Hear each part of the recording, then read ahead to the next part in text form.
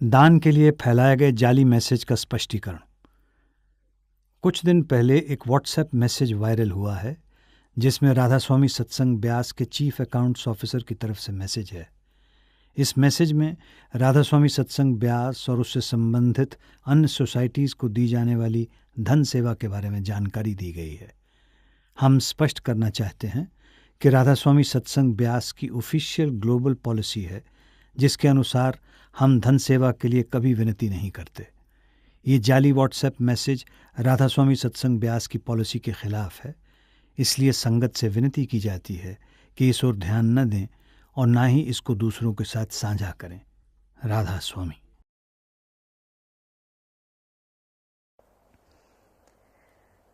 राग वडहंस महला पंजवा। तेरी कुदरत तू है जाने और न दूजा जाने।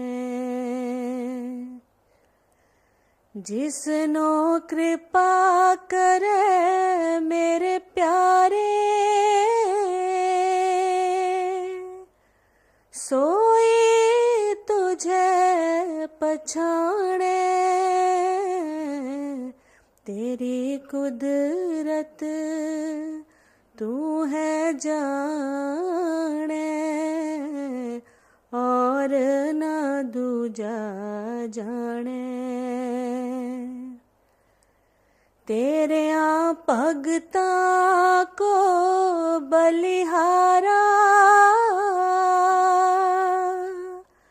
तेरे भगता को बलिहारा। थान सुहावा सदा प्रभु तेरा रंग तेरे अपारा। रंग तेरे अपारा और न दूजा जाने। तेरी सेवा तुझते होवे और न दूजा करता। भगत तेरा सोई तुध पावे जिसनो तू रंग तरता।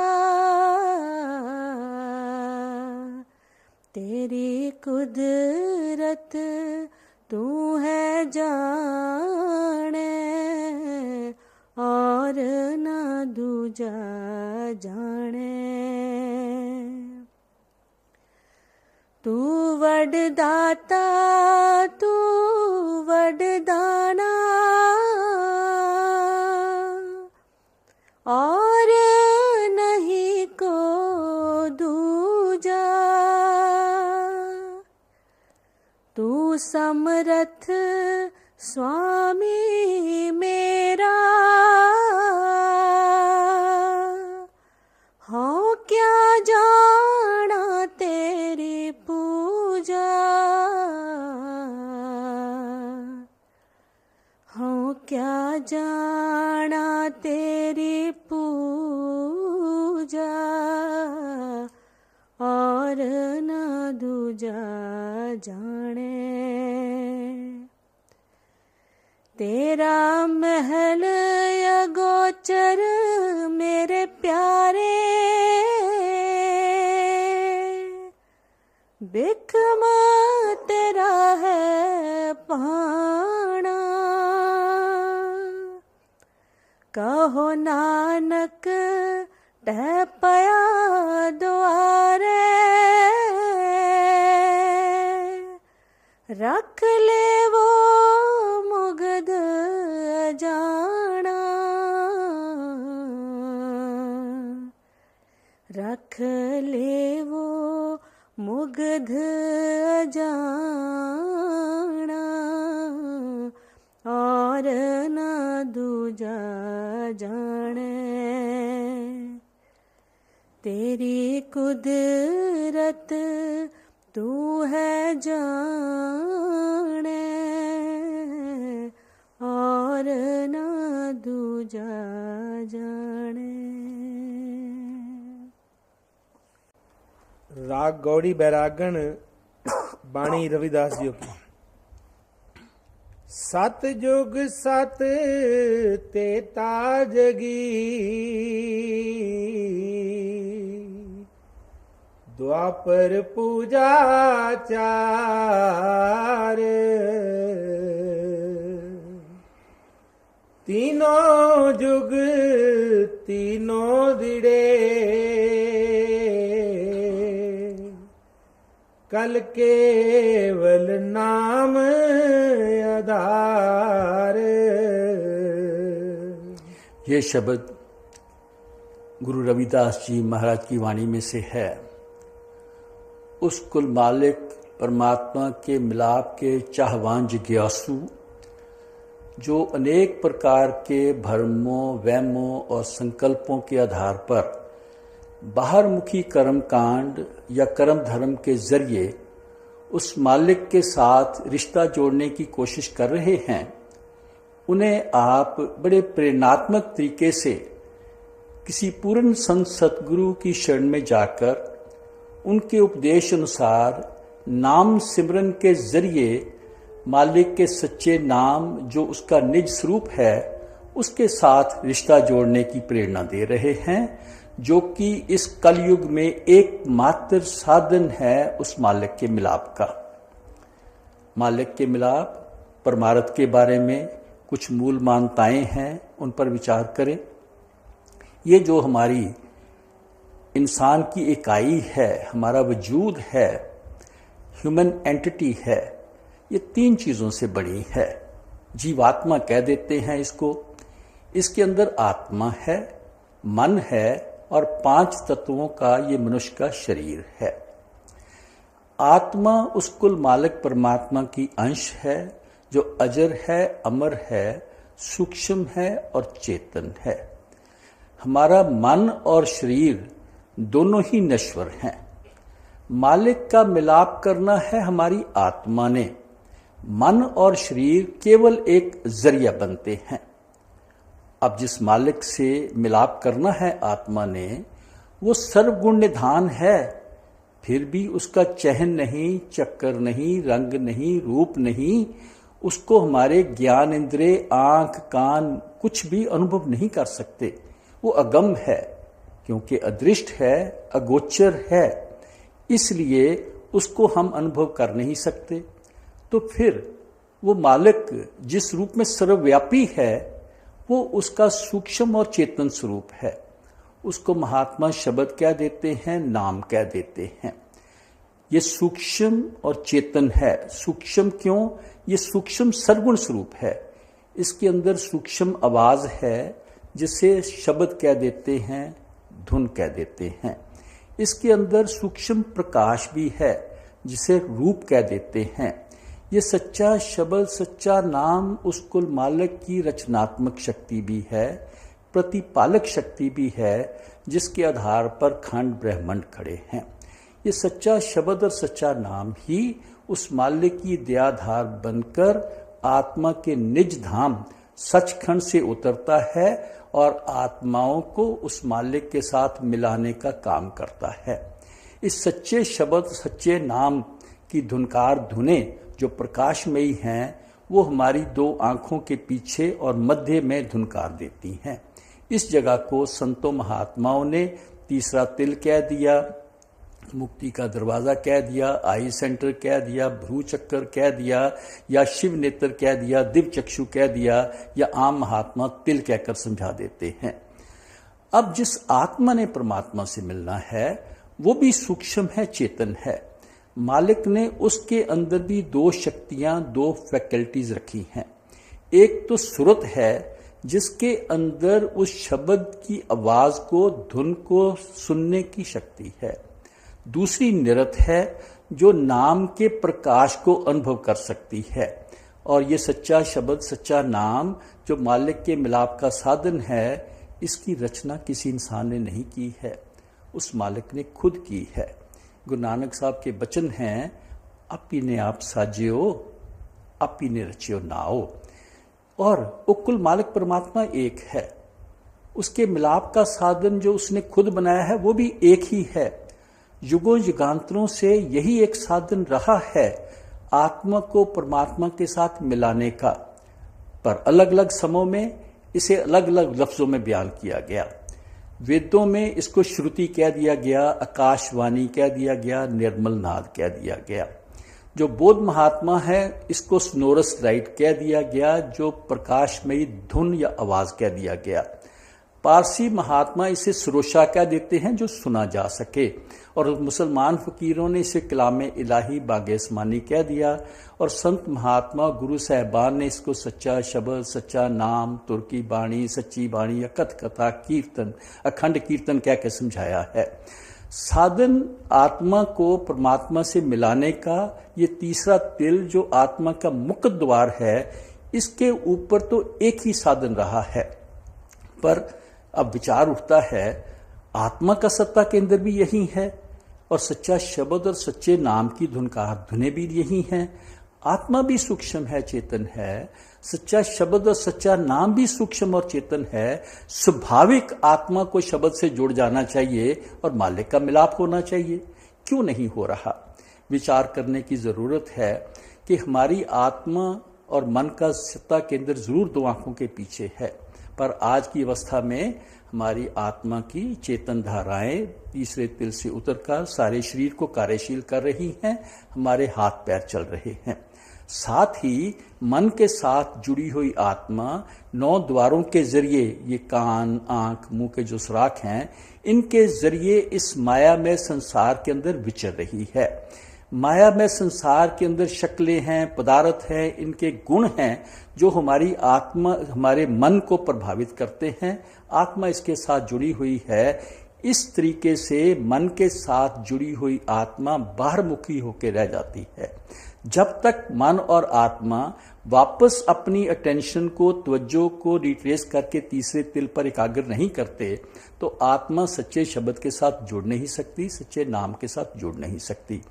अब अलग अलग युग हुए हैं, अलग अलग युगों में माया का अलग अलग प्रभाव रहा है।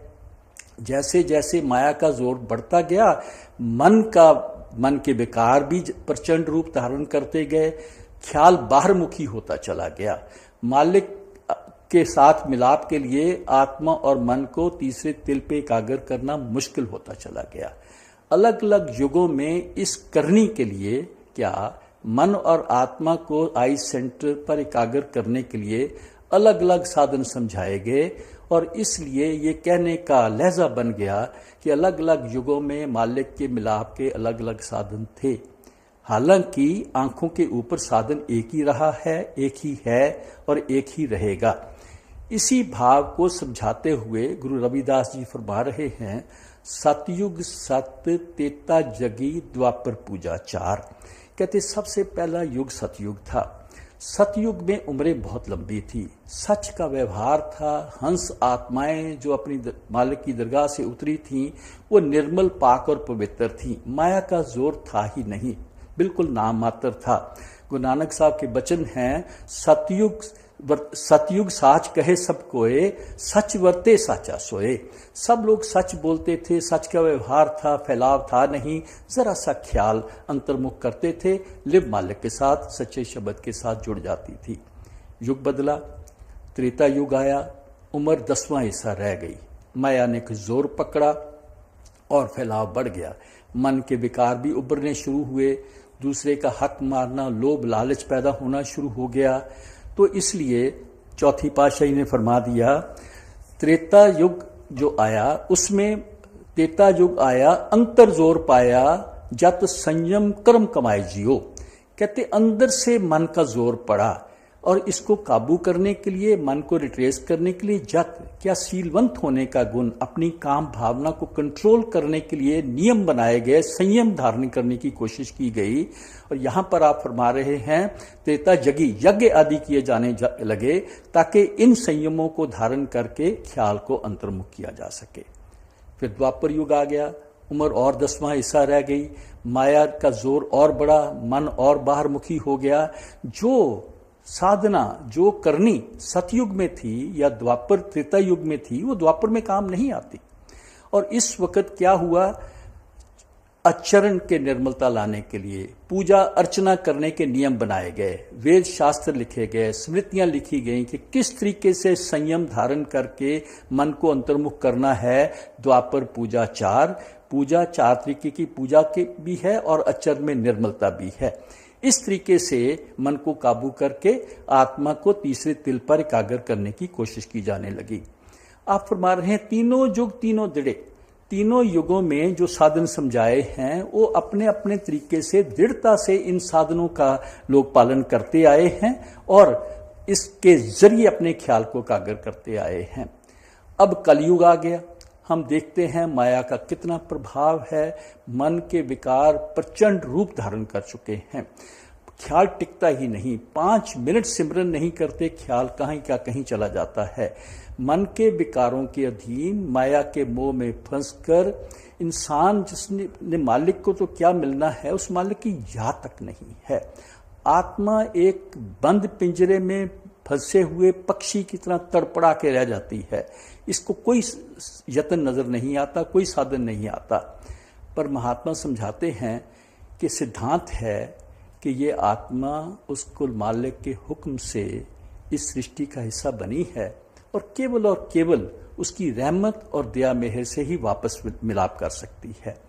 इस तरीके से जैसे जैसे युग बदले, माया का जोर बढ़ता गया, उस मालिक ने भी दया के दरबार खोलने शुरू कर दिए। इस कलयुग को तो उसने बहुत ही परोपकारी युग बना दिया। कैसे परोपकारी बना दिया? भाई गुरदास जी बड़ा सुंदर खुलासा करते हैं अपनी वार 13 के अंदर। आप फरमाते हैं, देखो कर्म सिद्धांत के बारे में विचार करें। सतयुग में एक इंसान गुनाह करता था, पूरा देश मारा जाता था। त्रेता युग में एक इंसान गुनाह करता था तो पूरा शहर मारा जाता था। द्वापर युग में एक इंसान कोई गलत गुनाह करता था तो पूरे वंश को उसका भुगतान करना पड़ता था। और कलयुग में देखो, जो करेगा सो ही भरेगा, कर्म जो जो करेगा तू सो ही फिर भोगना भरना, स्वामी जी के वचन हैं।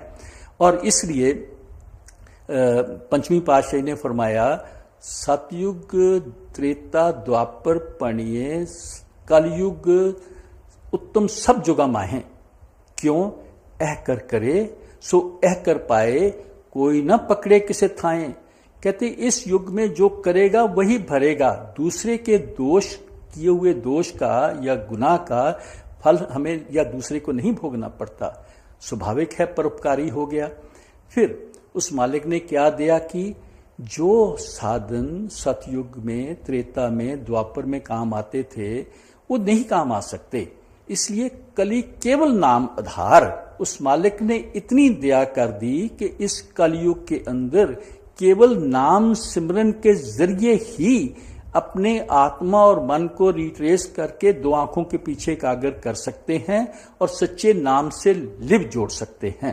कहते यही एक कारण, यही एक करनी रह गई कलयुग के अंदर जो आत्मिक उद्धार का साधन बन सकती है। इसलिए स्वामी जी ने फरमा दिया, कलयुग कर्म धर्म नहीं कोई, नाम बिना उद्धार न होई। और साथ में इसलिए पंचमी पातशाही ने भी फरमा दिया कि इस कलयुग के अंदर और कोई साधन नहीं है स्वाय इसके कि उस मालिक के नाम का सिमरन किया जाए। गोस्वामी जी ने और खोल के समझा दिया, कलयुग समयुग आन नहीं, जो नर कर विश्वास, गाये राम गुण गण विमल, भव करिए विद प्रयास। कहते बड़ा कल्याणकारी युग है, ऐसा कोई युग होया ही नहीं है। उस मालिक के रमी हुई ताकत राम के गुण गाना, क्या मालिक के सिमरन के जरिए ही जीवात्मा निर्मल होके भव सागर पार होकर उस मालिक का विशाल हासिल कर सकती है। इसलिए नौवीं पातशाही ने फरमा दिया, राम सिमर यह तेरे काज है। ये जो परमात्मा के नाम का सिमरन है, ये भी क्या अपने मन मत के आधार पर सोचे हुए तरीके से कर सकते हैं? तो फिर पांचवी पातशाही में फरमाते हैं भाई नहीं, इसके भी उस मालिक ने असूल बनाए हैं। आप फरमाते हैं इस युग का तरम पड़ो तुम पाई, पूरे गुर सब सोझी पाई, इत्थे अगे हर नाम सखाई। कहते इस युग के अंदर जो सिद्धांत है, धर्म है, क्या है? कहते इसकी सोझी पूरे गुरु से मिल सकती है। वो क्या है? नाम सिमरन के जरिए सच्चे नाम से लिव जोड़ना, कल केवल नाम आधार। कहते ये करनी करते हैं तो इत्थे अगे हर नाम सहाई। यहां पर भी आज जिंदगी 4 दिन सुख शांति से काट लेते हैं, अपना आत्मिक कल्याण करने के भी योग्य बन जाते हैं। इस कल केवल नाम आधार के बारे में ही विचार करें तो अभी 400-500 साल पहले जो हिस्ट्री देखते हैं, जो संत सतगुरु थे वो भी एक शिष्य को नाम के साथ जोड़ने के लिए कई कई सालों की उसकी परीक्षा ले लेते थे। अब जैसे जैसे काल का जोर बढ़ा, माया का जोर बढ़ा, मन के विकारों ने प्रचंड रूप धारण किया, तो संत महात्मा जो मालिक की भेजी हुई सरकारें हैं उन्होंने भी अपनी दया के द्वार खोल दिए। वो अवगुण तक नहीं देखते। चरण शरण बख्श के कली केवल नाम आधार, नाम सिमरन के जरिए नाम के साथ कैसे लिव जोड़नी है, इस सिद्धांत को, इस करनी को अच्छी तरीके से समझा देते हैं ताकि जीवात्माएं इस घोर कलयुग के अंदर भी उस मालिक का विशाल कर सकें, उस मालिक का साथ मिलकर जन्म सफल कर सकें। इसी उपदेश को आगे आप खोल के समझा रहे हैं। पार कैसे पाई बोरे, मोसों को न कहे समझाए,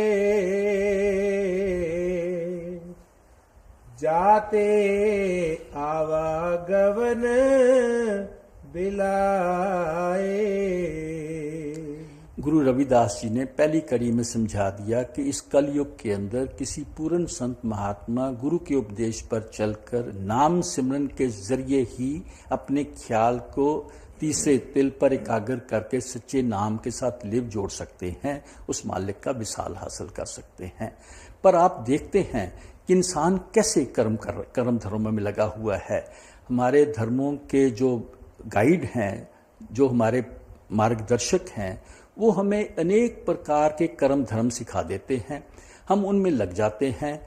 तो आप प्रश्नात्मक तरीके से समझा रहे हैं कि भाई जरूर आप इन कर्मों धर्मों में लगे हुए हो, पर पार कैसे पाएबो रे, मोक्षों को न कहे समझाए। कहते मुझे ये बात कोई समझाता नहीं कि इन कर्मों धर्मों या बाहरमुखी करनियों के जरिए भावसागर से पार कैसे हो सकते हैं, जाते आवागमन बुलाए, जिससे आवागमन के बंधनों से छूट सकते हैं। क्योंकि मालिक तो अंदर है, आत्मा अंदर है, मिलाप अंतर से होना है। बाहरमुखी साधन किस तरीके से हमारी मदद कर सकते हैं, पर क्यों ये साधन कामयाब नहीं होते? तो पांचवी पातशाही के वचन हैं, क्रुता बीज विजय नहीं जम्मे, सब लाहा मूल गवाएंदा। सभी जानते हैं कि बेमौसमा बीज डालने से फसल घर नहीं आती। गेहूं का बीज अक्टूबर नवंबर में बोया जाता है। जून जुलाई की बरसातों में, गर्मी में बोने से फसल हाथ नहीं आ सकती। और इस युग का धर्म क्या है? आप फरमाते हैं अब कलू आयो रे, एक नाम बोवो दो बोवो, अनरुत नाही नाही, मत परम पूलो पूलो। कहते ये कलयुग की जो ऋतु है, इसमें नाम का बीज बोना है। नाम सिमरन के जरिए ही अंतर में नाम से लिव जोड़ सकते हैं। कहते मत परम पूलो पूलो, भ्रमों में पढ़कर बाहरमुखी कर्म कांड के जरिए ये करनी में लग नहीं सकते। पर फिर भी इंसान क्या करता है, हमारे संस्कार हैं, उनसे मजबूर होकर हम बाहरमुखी कर्म कांड में लगे रहते हैं, जिसका जिक्र आप आगे कर रहे हैं। बहुविध धर्म निरूपिय, करता दिस सब लोए, कवन कर्म ते छूटिय, जे साधे सब सिद्ध होए।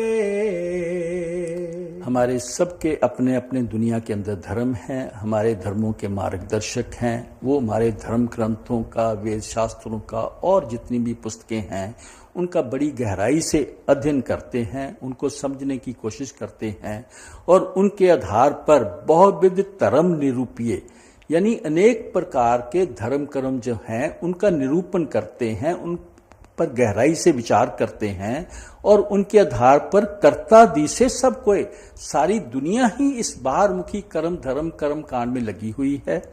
कहते पर कवन धर्म ते छूटिए, कहते कौन सा कर्म ते छूटिए, कौन सा ऐसा कर्म है जिसको करने से हम आवागमन के बंधनों से मुक्त हो सकते हैं, या जे साधे सब सिद्ध होए, जिसकी साधना करने से आत्मा उस उत्तम अवस्था में आ सकती है, सिद्ध होए, क्या उस मालिक का विशाल हासिल कर सकती है। विचार करें, हम धर्म पुस्तकें पढ़ते हैं, पुस्तकों को पढ़ना सुनना बहुत अच्छी बात है, गहराई से पढ़ा जाए, समझा जाए, उनके उपदेश की पालना की जाए तो जरूर हमें मार्ग समझ आ जाता है किस तरीके से किस मार्ग पे चलना है। पर इंसान समझ लेता है केवल पढ़ने पढ़ाने से, रटन करने से मुक्ति हो जाएगी, कुछ नहीं बनता, सिर्फ अहंकार आ जाता है कि मैंने इतने पाठ किए हैं, मैं इतना विद्वान बन गया हूं। उसके अलावा फिर क्या करते हैं, हम दान पुण्य में लग जाते हैं। इस मालिक की खिलकत के अंदर किसी की मदद करना बहुत अच्छी बात है, बहुत अच्छा कर्म धर्म है। पर जब हम ये दान पुण्य इच्छाधार के मन्नत मांग के करते हैं तो ये बंधनकारी बन जाता है, आत्मा का कल्याण नहीं होता। इस जीवन में अवस्था जरूर सुधर सकती है। फिर हम तीर्थ व्रत करते हैं, तीर्थों पे जाना बहुत अच्छी बात है। वहां पर जिन महात्माओं के याद में वो तीर्थ बने हैं उनके उपदेश पर विचार किया जाए, अपने जीवन को उपदेश के अंदर ढाला जाए तो जरूर लाभ है। पर हम आम क्या करते हैं, मैंने इतने तीर्थ किए हैं, इतनी जगह पे होके आया हूं, अपने आप को बड़ा कर्मी धर्मी समझ के बैठ जाते हैं, जप तप करते हैं। इसके बारे में आप जानते हो, हमारे देश में खास तौर पर बड़े बड़े उच्च कोटि के जपीश्वर हुए हैं, बड़े बड़े उच्च कोटि के तपीश्वर भी हुए हैं। उन्होंने अनेक तरह के जप तप किए, मन को कंट्रोल करने की कोशिश की, अंतर्मुख करने की कोशिश की, पर टेम्पररी कंट्रोल पा सके। जब माया का सामना करना पड़ा, किसी को अहंकार ने मार डाला, किसी को क्रोध ने मार डाला, किसी को काम ने मार डाला। आपके समझाने का भाव है कि कवन कर्म ते छूटिए, ये सारी करनियां बहुत उत्तम हैं, इनके फल भी अच्छे हैं, पर जो फल मिलते हैं वो हमारी अवस्था इस काल और कर्म के दायरे के अंदर उभार देते हैं, हमारी अच्छी प्रारब्ध लेके आ जाते हैं। पर कवन कर्म से छूटिए, कौन सा इसमें कर्म धर्म है जिससे आवागमन के बंधनों से छूट सकते हैं, या जे साधे सब सिद्ध होए, जिसकी साधना करके आत्मा सिद्ध अवस्था में क्या मालिक को मिलने की अवस्था में आ सकती है। तो पांचवी पातशाही फरमाते हैं, भाई एक ही है, सर्व धर्म में श्रेष्ठ धर्म हर का नाम जप निर्मल कर्म। इस कलयुग में एक ही धर्म प्रधान है, हर का नाम जप निर्मल कर्म। वो अपने आप में निर्मल करनी है और मन में निर्मलता लाके उस मालिक से मिलाप करा देता है। जी। कर्म कर्म विचारिए शंका सुन वेद पुराण, संसार सद हृदय बसै कौन हीरै अभिमान। उसी बात को और गहराई से समझाते हैं कि हम अपनी धर्म पुस्तकों को बड़ी गहराई से पढ़ते हैं। कर्म अकर्म विचारिए, हम विचार करते हैं कौन सा कर्म करना चाहिए, करने योग्य है, या कौन सा कर्म नहीं करना चाहिए।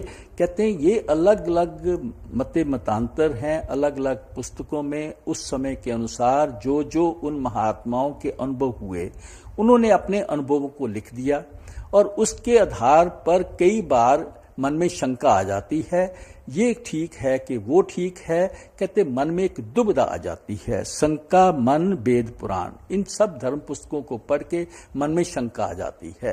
कहते शंका सद हृदय बसे, कवन हेरे अभिमान।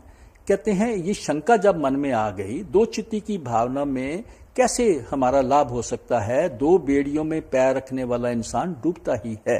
कहते पर होता तो कुछ नहीं, हम अपनी मन और बुद्धि के आधार पर ये विश्वास बना लेते हैं कि जो कर्म धर्म मैं कर रहा हूं वो उत्तम है, ये दूसरों से बेहतर है। अपने मन के अंदर एक अहंकार या सूक्ष्म रूप अहंकार का हौमे आ जाती है कि मेरी करनी, मेरा कर्म धर्म उत्तम है। ये अहंकार या हौमे जो है ये तो नाम के साथ इसका विरोधाभास है। तीसरी पातशाही के वचन हैं, हौमे नावे नाल विरोध है, दोए न वसे एक थाएं। जिस हृदय में हौमे अहंकार होगा वहां नाम नहीं बच सकता। असल करनी तो ये थी कि अंतर में ख्याल को तीसरे तिल पर एकाग्र करके नाम के साथ लिव जोड़नी है। उस कार्य में तो सफल हो नहीं पाए, अहंकार धारण करके अपनी अवस्था और बिगाड़ के बैठ गए। पर अपने मन के विकारों को, बिगड़ी अवस्था को सुधारने के लिए इंसान क्या कदम उठाता है, आप आगे इशारा करते हैं। बाहर उदक पखारिए, कट पीतर विविध विकार। सुध कवन पर होए बो, सुच कुंचर विद व्यवहार। पिछले जमानों में किसी धर्म स्थान पर जाते थे, वहां पर मालिक की भक्ति के लिए पहले स्नान करके शरीर को साफ सुथरा करके तरोताजा करके मालिक की भक्ति में बैठते थे। समय से बदलता गया, वो अंतर्मुख विचार तो गायब हो गया। ये धारणा बन गई कि किसी पवित्र माने जाने वाली नदी पे स्नान कर लो, पवित्र माने जाने वाले सरोवर पे स्नान कर लो, इससे हमारे मन की मैलें दूर हो जाएंगी। तो आप फरमा रहे हैं बाहर उदक पखारिए। कहते भाई बाहर से पखारना धोना होता है, उदक पानी को कहते हैं। पानी से शरीर को धोने से क्या अंतर की मैलें, घट भीतर विबद विकार, अनेक प्रकार के जो मन के अंदर विकार हैं, क्या ये दूर हो जाएंगे? गुरु नानक साहब के वचन हैं, बाहर तोती तुंबड़ी अंदर विस्निकोर। तुंबड़ी एक खरबूजे जैसा फल होता है, हरा रंग का दिखता है, अंदर बड़ी कड़वाहट होती है। आप फरमाते हैं उस तुम्बी को बाहर से धोते जाओ, क्या उसके अंदर की मैलें, उसके अंदर की जो कड़वाहट है वो दूर हो जाएगी? कहते नहीं हो सकती। इस तरीके से शरीर को बाहर धोने से हमारा कुछ बनने वाला नहीं है। फिर आम इंसान की एक धारणा है, आप जी जानते हो, जब कभी किसी तीर्थ पे या किसी पवित्र नदी सरोवर में स्नान करते हैं, इंसान एक विश्वास बना लेता है कि ये पानी के अंदर कुछ डुबकी लगाई है, एक विश्वास बनाता है कि ये अवगुण मैंने त्याग देना है। पर गुरु नानक साहब कहते हैं भाई होता क्या है, एक पाव लथी नहाते हैं, दूजी पाव चढ़िए सोर। एक विकार का कसम उठा लेते हैं, तौबा कर लेते हैं ये विकार नहीं करूंगा, दूसरा और विकार मन में आ जाता है।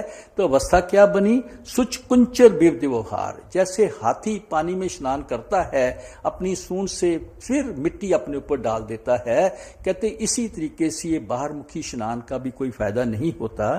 तो आप प्रश्नात्मक तरीके से कहते हैं शुद्ध कवर पर होइए भाई, अंतर आत्मे या मन के विकारों को शुद्ध कैसे करेंगे, ये जरूरी है। गुरु नानक साहब के वचन हैं, जिस हृदय के अंदर सच्चे परमात्मा को बसाना है, सच्चे परमात्मा के निज स्वरूप नाम को बसाना है, उसके लिए जरूरी है सुच होवे ता सच पाइए। हृदय के अंदर निर्मलता आनी जरूरी है। और ये निर्मलता कैसे आ सकती है, आप आगे समझा रहे हैं।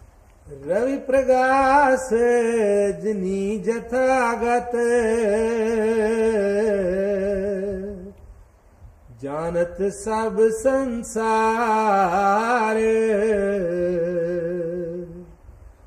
पारस मानो तांबो छुए, कनक होत नहीं बार। परम परस गुर पेटिया, पूरब लिखत लीलाट। उन मन मन मन ही मिले, छुटकत बजर कपाट। पीछे आप बड़ा खोल कर समझा के आए हैं कि इस मन के अंदर जो मैले हैं, कर्मों की मैले हैं, मन के विकार हैं, उनको हम किसी भी बाहरमुखी कर्म धर्म से या बाहरमुखी स्नान से पवित्र कर नहीं सकते, पर फिर भी उस मालिक को या उसके सच्चे नाम को हृदय में बसाने के लिए मन के अंदर निर्मलता आनी जरूरी है। ये निर्मलता कैसे आ सकती है? तीसरी पातशाही के वचन हैं, जिन गुरमुख नाम त्याया बिच्चों आप गवाए, वो अंदरों बाहरों निर्मले सच्चे सच समाए। कहते जिन्होंने गुरमुख नाम, गुरु के उपदेश पर चलकर नाम सिमरन के जरिए नाम को अंदर में ध्याया, क्या ध्यान में धरा, कैसे? बिच्चों आप गवाए, अति निम्रता धार कर और नाम सिमरन में लगे और नाम को हृदय में बसाने के लिए। कहते इस करनी में जैसे जैसे वो लगते गए, उनको खुद ही अंदर से समझ आनी शुरू हो गई कौन से विकारों को त्यागना है, कौन से गुणों को ग्रहण करना है। धीरे धीरे मन के विकारों से छुटकारा मिलता गया और अंतरों बाहरों निर्मले, और बाहर से भी निर्मल हो गए, अंतरात्मे भी निर्मल हो गए, और आखिर में पाक पवित्र होके आत्मा और मन को तीसरे तीर पर एकाग्र करके सच्चे शब्द से जोड़ के सच्चे साच समाए, सच्चे परमात्मा में समाने के योग्य बन गए। इसी सारे ही कंसेप्ट को गुरु रविदास जी यहाँ बड़ी सुंदर उदाहरण के तरीके से समझा रहे हैं। आप फरमाते हैं, रवि प्रकाश रजनी जथा गत जानत सब संसार। कहते सारी दुनिया के लोग इस गति को जानते हैं कि जैसे ही सूर्य उदय होता है, रात का अंधेरा उसके अंदर समा जाता है। कहते ठीक उसी तरीके से जैसे किसी पूर्ण संत सतगुरु की हम शरण में जाते हैं, उनके उपदेश पर चलते हैं, तो तीसरी पातशाही के वचन हैं, गुर प्रसादी मन वसे हमें मैल जाए समाए। कहते गुरु प्रसादी क्या है? गुरु का बख्शा हुआ नाम। कहते जब गुरु प्रसादी, गुरु का बख्शा हुआ सच्चा नाम हृदय में बस जाता है, सब मैले हमें, सब मैलों का एक समप स्वरूप है। कहते सारी मैले ही उसी के अंदर समा जाती हैं। किस तरीके से समा जाती हैं? गुरु साहब एक और सुंदर उदाहरण के तरीके से समझाते हैं, ज्यों अंधेरे दीपक बालिए त्यों गुर ज्ञान अज्ञान तजाए। कहते एक अंधेरा कमरा हो, उसके अंदर एक छोटा सा दीपक जलाते हैं, छोटे से दीपक की छोटी लो के अंदर पूरा अंधेरा समा जाता है। इसी तरीके से गुरु के बख्शे हुए ज्ञान या गुरुपदेश पर चलने से मन की सारी मैलें जो कर्मों की हैं या अपने मन के विकारों की हैं, उसी में समा जाती हैं। यहां गुरु रविदास जी एक और सुंदर उदाहरण देके समझा रहे हैं। आप फरमाते हैं, पारस मानो तांबे छुए कनक होत नहीं बार। एक तिलस्मी पत्थर माना जाता है, पारस है। आम विश्वास है कि जब पारस से तांबा या लोहा छू जाए तो वो सोना बन जाता है। कहते जिस तरीके से पारस जो है लोहे को सोना कंचन बना लेता है, पर गुरु तो परम पारस है। चौथी पातशाही के वचन हैं, गुरु कितनी उच्च कोटि का परम पारस है। तो आप फरमाते हैं, हम निगुणी मनूर अति फीके मिल पारस पारस कीजे। कहते हम लोहा नहीं हैं। लोहे को जब जंगाल लग जाता है और जंगाल मौसम की तब्दीली से गल सड़ जाता है, कहते हमारी अवस्था तो इतने अवगुण हैं, लोहा नहीं मनूर बन चुके हैं। गुरु ऐसा परम पारस है, वो हमें मनूर को केवल कंचन या सोना नहीं बनाता, गुरु पारस कीजिए, वो अपने जैसा ही बना लेता है। वो मालिक के साथ मिलकर मालिक का रूप हो जाता है, हमें भी मालिक के साथ मिलने के योग्य बना देता है। पर ऐसे परम पारस का मिलाप तो आप फरमा रहे हैं, परम परस गुर पेटिए पूरब लिखत लिलाट। कहते ये तभी होता है जब मालिक धुर कर्म में लिख देता है पूरम परम पारस सतगुरु की चरण शरण मिलना। इसलिए चौथी पातशाही ने मालिक के आगे विनती रखी थी, राम गुर पारस परस करीजे। ऐ प्रभु हमारे ऊपर रहमत करो, दया करो, उस परम पारस गुरु की चरण शरण बख्शो। तीसरी पातशाही ने भी इसी बात को समझाते हुए फरमाया, जिनको पूरब लिखिया सतगुर पेटिया तिन आए, वो मालिक धुर कर्म में लिख देता है। अगर नहीं लिखता तो चौथी पातशाही फरमाते हैं, बिन भागा सतगुर ना मिले, कर बैठिया निकट नित पास। बड़े ही भागशाली जीवात्माएं हैं जिनके धुर कर्म में वो मालिक परम पारस सतगुरु की चरण शरण लिख देता है। उनको क्या लाभ होता है? उन्मन मन ही मन मिले। कहते जो भाग्यशाली जीव सतगुरु की शरण हासिल करके उनके उपदेश अनुसार अपने जीवन को ढालते हैं, सिमरन भजन में लगते हैं, कहते उनके मन की दिशा बदल जाती है, दशा बदल जाती है। मन के अंदर आज दुनिया का मोह था, मालिक के प्यार पैदा होना शुरू हो जाता है। दुनिया की चाहत की जगह मालिक की चाहत पैदा हो जाती है। दुनिया की लगन की जगह मालिक की लगन पैदा हो जाती है। कहते फिर क्या होता है? अंतर्मुख हो जाता है मन और आत्मा, और बजर कपाट हौमे के जो विकार के पर्दे थे आत्मा और परमात्मा के बीच में, उसको बजर कपाट कह के गुरु साहबान ने भी समझाया है। वो बजर कपाट खुल जाते हैं, भाव शिव नेत्र खुल जाता है, दिव्य चक्षु खुल जाता है, आत्मा मुक्ति के द्वार के अंदर चली जाती है और मन ही मन मिले, अंतर आत्मे ही उस शब्द के साथ लिव जोड़कर उस परमात्मा के साथ मिलने के योग्य बन जाती है। ये कौन से भाग्यशाली जीव हैं, उन्होंने क्या करनी अपनाई, आगे समझा रहे हैं। भगत जुगत मत सत करी, प्रम बंधन काट विकार, सोई बस रस मन मिले, गुण निर्गुण एक विचार। ऐसे मालिक के भाग्यशाली जीवात्माएं जिनके ऊपर उसने अपार कृपा की, धुर कर्म में परम पारस की चरण शरण लिख दी, पूरे गुरु ने भी दया करके अपनी ओट बख्श दी। और ऐसी जीवात्मा ने क्या कदम उठाया? भगत जुगत मत सत्य करी। भक्ति की युक्ति या साधन जो उनके परम पारस सतगुरु ने समझाया, उस पर उन्होंने विवेक का इस्तेमाल किया, उसको सच करके जाना, सतगुरु के उपदेश को सच करके जाना, उनकी समर्था पर विश्वास किया, उनकी दया मेहर पर विश्वास किया और दृढ़ता से अपने जीवन को उपदेश के अंदर ढाला और करनी में लगे। उनको क्या लाभ मिला? परम बंधन काट विकार। धीरे धीरे उनके मन के विकार दूर होने शुरू हो गए। पीछे अर्ज की थी, जैसे जैसे सिमरन में लगते हैं गुण ग्राहकता आती है, कौन से अवगुणों को त्यागना है, कौन से गुणों को ग्रहण करना है, ये अंतर में ही अवस्था बनती जाती है। और जैसे जैसे अवस्था बनती है, ये भ्रम के दुनिया सच्ची है, माया के मोह का भ्रम दूर होना शुरू हो जाता है और बंधन जो आवागमन के हैं वो कटने शुरू हो जाते हैं। पर ऐसे भाग्यशाली जीवात्माओं ने एक और विश्वास किया, गुण निर्गुण एक विचार। उन्होंने पक्का दृढ़ विश्वास किया, ये विचार मन में धारण किया कि जो गुण है निर्गुण का ही सर्वगुण स्वरूप सतगुरु हैं।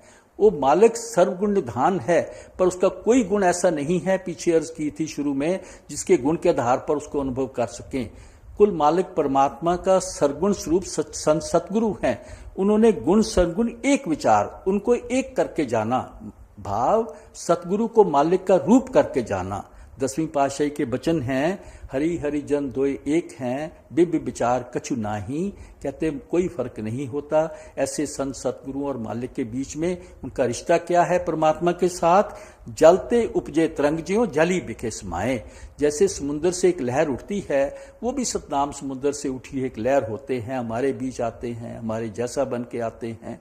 जब अपने प्रेम रूप बूंद को उस समुद्र की लहर के आगे समर्पण कर देते हैं, उसके प्रेम के बदे हुए हमारी आत्मा भी सतनाम समुद्र में समाने के योग्य बन जाती है।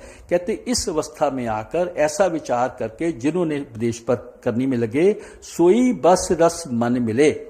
उनका मन एकाग्रता में आ गया, आत्मा और मन को नाम रूपी अमृत का रस मिला। उस रस को धारण करके मन बस में आ गया। दुनिया के मोह की जगह में मालिक का प्यार हृदय में बस गया। दुनिया की तरफ से उसने मुंह मोड़ लिया। कहते अंतर में ही वो पाक पवित्र होके उस मालिक के साथ रिश्ता जोड़ने के काबिल बन गए।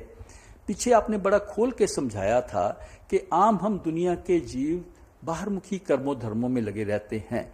ये विचार करना जरूरी है, हर करनी का अपना अपना एक महत्व होता है।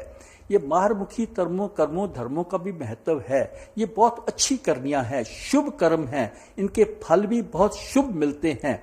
पर क्या शुभ फल मिलते हैं? हम अच्छी प्रारब्ध लेके आ जाते हैं, राजे महाराजे बन के आ जाते हैं। हजूर फरमाया करते थे स्वर्गों बैकुंठों के अधिकारी बन जाते हैं, पर रहते हम काल और कर्म के दायरे के अंदर हैं। जो भव सागर से पार होके मालिक के मिलाप का जो काम था वो कली केवल नाम आधार के ऊपर होना था, उसको करने में कामयाब ना हो सके। इसका आप भेद आगे समझा रहे हैं। अनक जतन निग्रह किए, टारी न टरै प्रम फांस। प्रेम भगत नहीं उपजै, ताते रविदास उदास। जो बात विचार करके आए हैं उसी को आप फरमा रहे हैं। अनेक जतन निग्रह किए, जतन तो बहुत किए मालिक के मिलाप के, पर जो किए गए, जो जतन किए निग्रह गए, वो व्यर्थ चले गए। क्यों चले गए? तारी न टरे प्रम की फांस। उन करनियों में लगकर कितनी कोशिश की कि भ्रम की फांस, कि माया का मोह जो है वो नश्वर चीजों का मोह है। माया में संसार नश्वर है, इसमें कोई सच्चाई नहीं है। ये भ्रम है जो माया पैदा करती है। कहती ये भ्रम की फांसी टली नहीं, हम माया के मोह में ही फंस कर रह गए। 5वीं पातशाही के वचन हैं, अनेक कर्म किए बहुत तेरे, जो की जाए सो बंधन पैड़े। बहुत अच्छे कर्म किए, बहुत अच्छी अवस्था लेके आ गए, पर रहे बंधनों के अंदर ही। क्यों बंधनों के अंदर रहे? कहते प्रेम भक्ति नहीं उपजे। कहते मालिक की प्रेमा भक्ति से पैदा नहीं हुई। इस बात पर विचार करें। संतजन समझाते हैं कि मालिक प्रेम है। जो गुण किसी हस्ती का सार होता है वही गुण उसको प्यारा भी लगता है। मालिक प्रेम है, उसको प्रेमा भक्ति का ही गुण पसंद है। प्रेमा भक्ति क्या है? हमारे अंदर, मन के अंदर दुनिया के प्रेम, दुनिया के मोह की जगह मालिक का प्रेम होना। दुनिया की शक्लों पदार्थों की तरफ खींच होने की जगह मालिक के प्रति खींच होना। दुनिया की चाहत की जगह मालिक की प्राप्ति की चाहत होना। दुनिया के अंदर जो लिव जोड़ के रखते हैं उसकी जगह मालिक के साथ लिव जोड़ के रखने की अवस्था आनी चाहिए। और ये कैसे आती है? सबसे पहले मालिक की दया से। जब मालिक दया करता है, परम पारस सतगुरु की चरण शरण बख्शता है। दूसरा, जीव का पुरुषार्थ है, सिमरन भजन है, होना चाहिए, ये भी मालिक की दया से है। पर फिर भी इंसान को उस मालिक ने कुछ करने के योग्य बनाया है, विवेक बख्शा है। और विवेक का इस्तेमाल क्या करना है? सतगुरु के उपदेश के अनुसार जीवन को ढालना है, उनके उपदेश के अनुसार सिमरन भजन में लगना है। जैसे जैसे मालिक के नाम के सिमरन में लगेंगे, दुनिया के सिमरन की जगह मालिक का सिमरन हृदय में पैदा होना शुरू हो जाएगा। सिमरन का रिश्ता याद से होता है। दुनिया की याद की जगह मालिक की याद हृदय में आ जाएगी। याद का ताल्लुक मोह या प्रेम से होता है। दुनिया के मोह या प्रेम की जगह में मालिक का प्रेम हृदय में बसना शुरू हो जाएगा। इस तरीके से प्रेमा भक्ति पैदा होनी शुरू हो जाएगी। हम मालिक की सच्ची भक्ति में लगने के काबिल बन जाएंगे। आप फरमा रहे हैं कि देखो उस मालिक ने कितनी दया की है, इस कलयुग को इतना परोपकारी युग बनाया है कि कली केवल नाम आधार, केवल सतगुरु के उपदेश पर चलकर नाम सिमरन के जरिए ही, प्रेमा भक्ति के जरिए ही हम उस सच्चे नाम के साथ लिव जोड़ के मालिक का विशाल हासिल कर सकते हैं। कहते बड़े अफसोस की बात है, ताते रविदास उदास। कहते मैं दुखी हूं, उदास हूं कि इतने अभागे जीव हैं, इन्होंने उस मालिक ने जो दया करके इस कलयुग को इतना परोपकारी युग बनाया उसका भी कोई लाभ ना उठा सके और जो जीवन का मकसद था उसको पूरा ना कर सके। गुरु रविदास जी ने बड़ा खोल के समझाया है कि जिस युग हम जी रहे हैं, इस युग में अगर जीवात्मा परमात्मा से मिलाप करना चाहती है तो उसका पहला आधार है परमात्मा की दया मिहिर, जिससे वो पूर्ण परम पारस सतगुरु की चरण शरण बख्शता है। हम में से भी बहुत सारे भाग्यशाली हैं, मालिक ने दया की है, परम पारस ने सतगुरु ने भी दया की है, अपनी चरण शरण बख्शी है।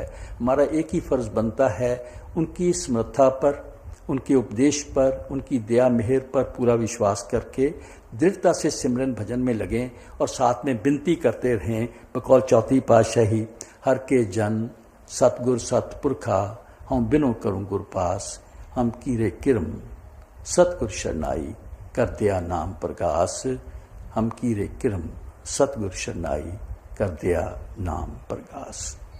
अनक जतन निग्रह किए, टारी ना तरह प्रम फास, प्रेम भगत नहीं उपजै, ताते रविदास उदास।